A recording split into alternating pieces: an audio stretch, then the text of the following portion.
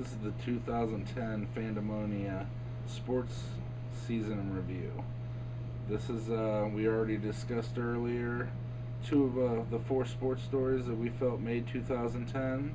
Now on to the last two stories with some little Fandamonia awards to go with these stories. First story that I felt was big that we're also going to give our most disappointing and regretful award to was the Reggie Bush returning the Heisman Trophy. Not only did Reggie Bush end up returning his Heisman Trophy for accepting money while he was at USC in 2005, but also the team had to vacate all wins in games Reggie Bush played in. To me, what Reggie Bush, him vacating the Heisman Trophy, that does no justice. I mean, that's to him. I mean, I'm sure it hurts deep down inside him. I'm sure that the USC's athletic director removing all Reggie Bush stuff from USC hurts him deep down inside. But then again, he should have thought of that when he was taking that money. The thing I feel bad about the situation is not only for the kids now who go to USC who couldn't play in a bowl game this year, who can't play next year, who couldn't compete for a national title, Pac-10 title, none of that, is the fact of the people who were on that team that are no longer considered national champions. I feel bad for the person who was the last player on that team, the guy that you probably don't know his name.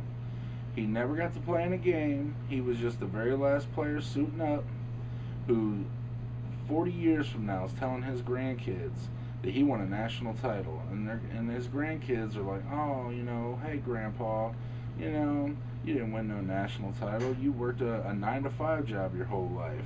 Oh no, I won a national title. So the grandkids, they Google it, they look it up, they look to see if their grandpa won a national title, and you know what? Grandpa looks like a liar because now there's no proof that he won a national title because Reggie Bush, who basically had a 3-year pit stop until he went to the NFL to make millions anyways, couldn't wait to make his money and took money under the table and now cost that guy the opportunity. Well, he can still tell his grandkids that he won a national title at USC, but it didn't exist because he really didn't, and in the record books he didn't. So all he's got is his memories of winning that game because to the rest of America 40 years from now, it never happened. So congratulations, Reggie Bush. I hope that money was worth it. I hope you're enjoying your NFL career while that guy that we're talking about is working his 9-to-5 job, and he doesn't have nothing to brag about generations to come. Our 2011 or 2010, excuse me, which I feel is the story of the year. It's the comeback of the year. It's whatever you want to call it of the year. Not only because obviously I'm a huge fan, but is of the redemption and the comeback of one Michael Vick. Probably the most extraordinary athlete this world has ever seen. As you can see, I could twirl around, my cameraman could twirl around my man cave down here, and I have tons of Michael Vick memorabilia. I mean, been a fan of Michael Vick forever, but this award isn't going to him because I'm a fan. It ain't a Lifetime Achievement Award. It's from the fact of what he's overcome on and off the field. As I discussed with the whole Tiger Woods thing, the off the field thing doesn't really affect me as a sports fan. And I have my opinions of what happened with Michael Vick, the whole dogfighting thing before, but that's not for me to talk about, at this forum. And he served his time, and he did what he did.